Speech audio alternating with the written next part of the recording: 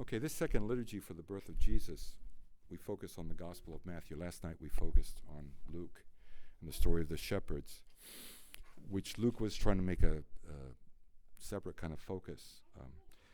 As you all know, the story starts out in the days of Caesar Augustus, and Luke is making the contrast between Jesus as the real king versus basically the world's powers, which are at best a shadow of what the kingdom is about. And the idea of being enrolled, and actually the contrast to us being enrolled in the kingdom of God.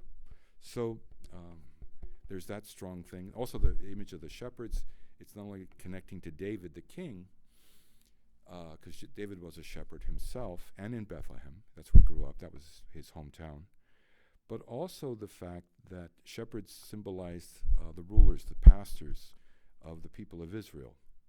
And now the idea that Luke is hinting that now the shepherds in the Christian community are the ones who proclaim the reality. And actually, even in a sense, that we're a people that are able to see in these dimensions that overlap, that when the angels appear, and which I can't imagine how that freaked them all out, seeing this, having this experience of this other dementia suddenly kind of blasting in the midst while they're just kind of trying to take care of their sheep for the night, and so on and so forth. And there is also, which I didn't go into last night, the connection that the sheep that they were watching over might have been the sheep that were used for sacrifices in the temple, which is very significant. But now we jump to the story in Matthew, which Matthew has a different focus in this way. And Matthew now is contrasting because he's talking about the fulfillment of Jesus in the story of Israel itself, which Luke does too. But more than that, he's keeping his focus honed in on Israel and the Jewish people. One thing about Matthew here is he's writing his gospel in a way that says this is the new Torah, the new law. There's 5 teaching sections in Matthew's gospel, which is to parallel the 5 books in the Old Testament of the law of God. But he's saying now this is the new reality. This is the reality that God always had in mind, and that what you and I call the Old Testament now telescopes into this reality. And so we see these, but we see now total outsiders of Israel, as it were. They would have said pagans, coming through, and they were astrologers, by the way. They were not astronomers. Astronomy and astrology went hand in hand back then. And they see some great portent in the heaven, which, there's some astronomers that have tried to figure out what was going on around this time. And they do have records of some kind of, I'm not going to go into it, novas and alignments of certain planets and so forth that could have indicated some big event of the heavens and some great ruler coming about. And also that it had to do with Israel as such. But I'm not going to go into that the star might have been actually not only some kind of a physiological, if you will, astronomical phenomenon actually taking place. But one of the interesting things about the star, which some of the fathers of the church, how did the star lead them to the exact house when you think about this? Because there's all these things in the sky, and I know Hollywood has done things like little beams of light to come down to lead the wise men and so on and so forth. But in the early church, there was a lot of thought that what was this bright light that they thought was a star might have been an angelic being to lead them directly to the actual place where Joseph and Mary and the baby were. But first they go, because they understand it's a ruler and the ruler of Israel, so they go to Jerusalem and meet with Herod. Now Herod was appointed by the Roman government. So there's that connection that Luke kind of makes here. But Herod was he would not be what we would call insane. He actually would be called, the way he ruled was normal back then. That, you were the king, and if you felt your position was threatened, you took them out. Kind of like Don Corleone. You took out your enemies. When he suspected his wife and one of his sons of trying to overthrow him, he had them killed. When he thought the high priest was part of the plot, or a plot, because he got a little paranoid after a while, which I would imagine it's not difficult to do. He invites him over for a swim, and then he has the guards hold the priest under in the water in the pool till the priest drowns. So, but that was normal. Is that kind of wild? That was normal. And he wanted to be king so bad. He wanted to be recognized as the real king of Israel so bad. And he even rebuilds the temple in Jerusalem, and he built it bigger and grander than even Solomon had done it. That even in the Roman Empire, it was considered, the Temple of Jerusalem was considered one of the wonders of the world. And the Romans were not easily impressed. It had to be in a phenomenal structure for the Romans to have been impressed. But he's doing this also to confirm that he's the real king, because only the real king of Israel can rebuild the temple that had been taken down. And he's not recognized as the real king of Israel, which is very greatly to his frustration. And he knows he's not loved, by the way. And this is to give you an example of Herod, that he was ruthless, type of thing. That when he was dying, he knew people wouldn't grieve. They'd be happy that he was gone in a way. So he arranged that, and he gave orders that when he died, to arrest 300 of the leading citizens of Jerusalem and have them all executed. That way there would be grieving when he died. So this is the guy that the wise men go to visit and say, hey, where's the new king? Where's the new king? And it shows there's a very sober reality to this story of the birth of Jesus, that Jesus is born in a world that is, in a sense, almost naturally hostile to him, because they want control, they want power, and so on and so forth. And the contrast between Christ coming and showing his power by giving up control, parallel to these guys who are trying to desperately grasp onto control, is really a very strong image that both gospel writers are portraying.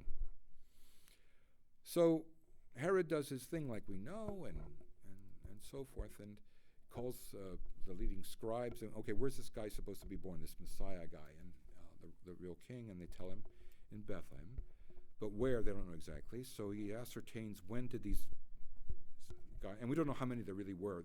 The guess about 3 wise men is because there were 3 gifts, but whether there were 3 or 7 or whatever, it doesn't matter. It doesn't matter.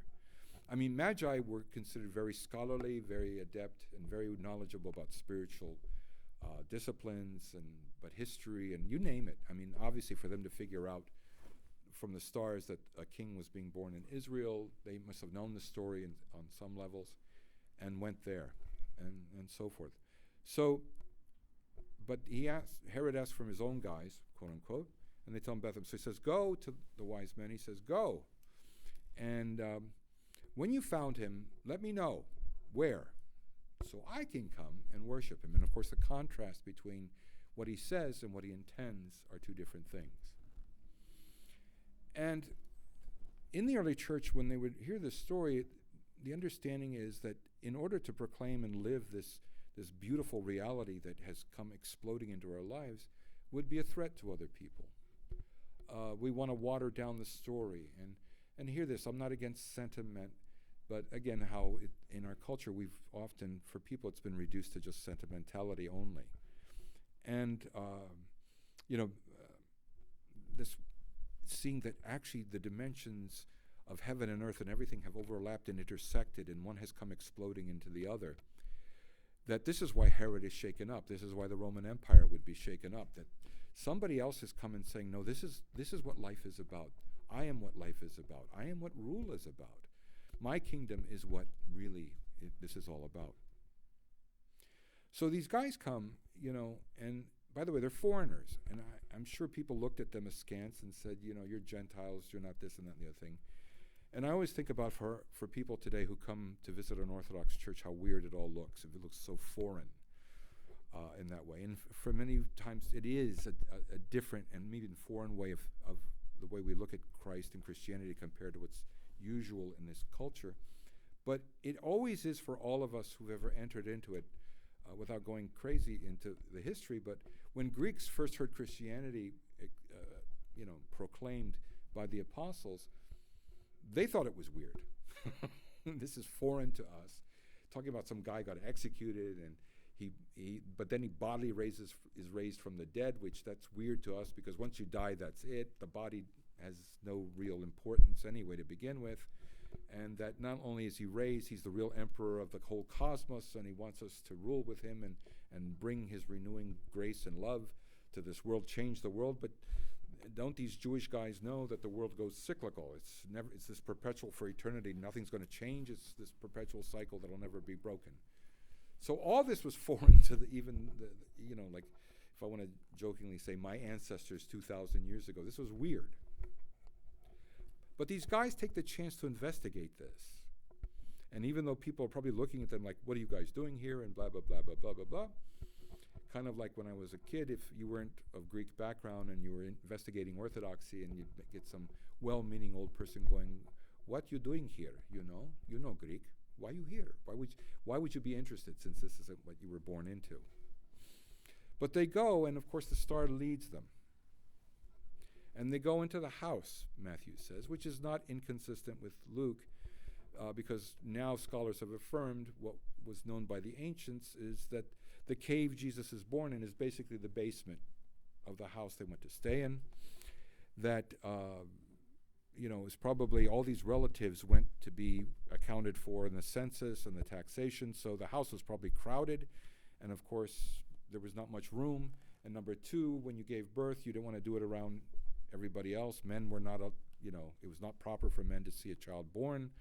Women, in their modesty, which any woman that's given birth knows, you lose all modesty, so you don't want a guy kind of gawking at you and probably fainting, to be honest, at what is going on, and so on and so forth. But after Jesus is born, and probably when the census is over, a lot of the relatives probably go back. Mary's recovering after giving childbirth, and for 40 days she can't leave the house anyway. And it fits more with the story of Luke, because later, 40 days later, they go to Jerusalem, which is only 5 miles away, versus going back to Nazareth and then coming back another 90 miles plus to go to Jerusalem. But anyway, they're in the house. But Luke's point is not only simply to lay a chronological thing. It's about that now the house of God is wherever God is and wherever the followers of Jesus are, the people who partner with Christ. Joseph, Mary, everyone. Even I love the icon that shows the everyday ordinary, where Jesus, after he's born, the midwives are washing him and so forth, helping Mary take care of him. Mary will nurse him. There's this wonderful thing of community that's in the story of the birth of Jesus that is to include us, whether we were there from the get-go or these foreigners, quote unquote, who come from quite a ways away. And not to destroy anybody's Christmas card fantasy, but the earliest depictions of the Magi coming, by the way, which you can see here, they're on horses and not camels. So I hope nobody gets freaked out at that. Just like there's no wooden shed where he's born. He's actually, he's in the basement of the cave basement type of thing. But again, paralleling where he will be buried later. But Matthew's point is about the house of God. That God has made his home wherever his people are there, partnering with him and worshiping him. And the fact of sharing of ourselves, the gold, the frankincense, and myrrh, which I'm sure you've all heard sermons about, the gold, that, giving of the most valuable thing, the frankincense that has to do with worship and so forth, and the myrrh that they would use to anoint a body, and prepare it for burial. All that tying in there. That what Jesus is here about, that God gives us the most valuable thing in his own child, that he's the response to all the prayers and hopes of an entire world broken, and his prayers would actually be the restoration, his intercession, his presence would be the restoration and rebirth of human reality. And then of course that in dying, that it would not be the final end of what we're about, that death would be another step into the deeper rebirthing experience of a humanity that then will be raised never to die, get sick, or get old ever again. And the Magi sharing of themselves, even with the little they know, and this is so powerful, how God will take, when somebody's sincerely looking for him, no matter what their religious background or frame of reference, there is that prophecy in Isaiah, if you seek me with all your heart, you'll find me, even if you weren't born into this, and so on and so forth. But Matthew's point is also this, right from the get-go, because he's writing as a Jewish Christian, and he's writing to a predominantly Jewish Christian community there, but the thing of, in Antioch, where that area that he's in, Gentiles were really one of the places that Gentiles were really starting to come into the movement of Jesus, the Christian community. And I'm sure Matthew struggled with, not Matthew, but the people in his church, many of them struggled with these outsiders coming in at first. And even the outsiders going, you guys are foreign and weird and so forth. But how there is this blending in, this grafting in of that reality with each other. And how together we share, no matter what our backgrounds are, that God wants to share with all of us that this reality that, like Paul says in the letter today, that all of us get to be called his children. All of us are loved that way, no matter what we've done, where we've been, even if we've worshipped weird things, and so on and so forth. And that we learn that that what we thought determined our lives, like difficult events or the families we were born into or whatever it is, that does not define us ultimately of who we are. That the Magi were, that they were, worshiping stars in the sense, learn through that. God uses that to teach them who to really worship and what life is really about. That life is no longer determined by planets and stars, but by the love of God who wants to guide us. Like they found with a star that must have looked really weird to have come in a way to lead them to the actual house. I always think about that. And God will use anything to connect with us, that he loves us so much. He loves us so much. And that he shares of himself. And that wherever we gather is the house of God, where he lives, it's his home. And him making his home with us. And no matter how big or small the gathering, in that way. And no matter how much there might be people who want to destroy, whether out of jealousy or fear or their desire to control, God is still there. God is still there. So actually today begins the first of the 12 days of Christmas, as it were. And we'll finish with Theophany. And what's neat is that I love in the older traditions that celebrate that gift giving actually goes through the 12 days in that way, the sharing of oneself. In fact, and this is not to put a guilt trip on anybody, so please don't hear this. I was very impressed when I heard these people years ago who were from Constantinople. And back in the days when, it still is difficult. If you're a Christian in Turkey, it is very difficult now, and it was always difficult. And so you're living constantly under the threat of persecution. Pogroms were normal in Turkey, where the extremist Muslims were allowed to go into Christian neighborhoods, and the police would take their time or turn a blind eye when they would go loot, rape, kill. There was one big one that even Life magazine reported back in the 50s, where they went crazy, and because the desire of the extremists is to get rid of any non-Muslim presence in their country, and any non-Muslim presence is a threat. But these people who grew up, and they were elderly people, remembered how they would go to liturgy, and they'd have the evening liturgy and come back for a little soup or whatever, breaking the fast slowly. But then their first thought was gifts for those in need. And they would take food and other things. And we all know this, many of us, that the tradition of Christmas carols was actually the poor coming to homes, and they would sing for people, and people would give them something for their singing. There would be gifts given. And so they would talk about from Christmas Eve through Christmas Day, making sure was anybody they knew that was in need, in great need, in one way or the other. And the kids learned even that the gifts were not given to what you and I call New Year's Eve, in that way. And again, it's not to say, we're worse for that or blah, blah, blah, and so on and so forth. Have to get him his own set of estimates. Anyway, the way they approached gift giving and the thought of sharing and coming from, and they didn't care whether the person in need was Muslim or Christian, it didn't matter. The fact that Christ came to share with everybody. And imagine you're sharing with people of a religion whose extremists are out to get you. You never know at the drop of a hat what they could suddenly do and explode on you, and so on and so forth. I mean, even in very recent, the last decade, a couple of bombs were thrown at the Patriarchate in Constantinople.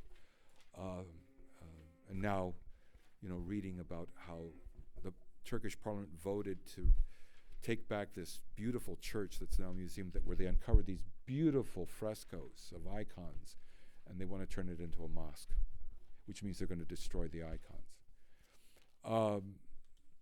And yet those people that are in the middle of that, trying to show the love of Christ, because that reality is bigger than the reality of the Herods and the people who get crazy. That, people get shaken up. It says when Herod was etarachthike, to say he was upset, that Greek word is very powerful. And all Jerusalem with him, meaning they were scared. In other words, when he would go get upset, they didn't know what he was going to do, so they were scared too. They were scared too in that way. But that regardless of what can challenge us, that the love of God is still most present, and that he's present in the person of Jesus and making his home with us. And that's where the healing love and what defines us really is. So let's continue to thank the Lord for that reality, and just be grateful for the gifts that he gives us of himself, and through him the others that are in our lives that we can share with, and the others unknown to us.